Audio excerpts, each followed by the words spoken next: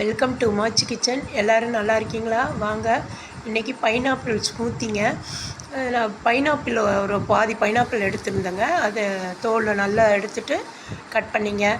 அதில் ஒரு அரை டம்ளர் பால் ஊற்றிருக்கேங்க. திக்கான பால், பசும்பால்.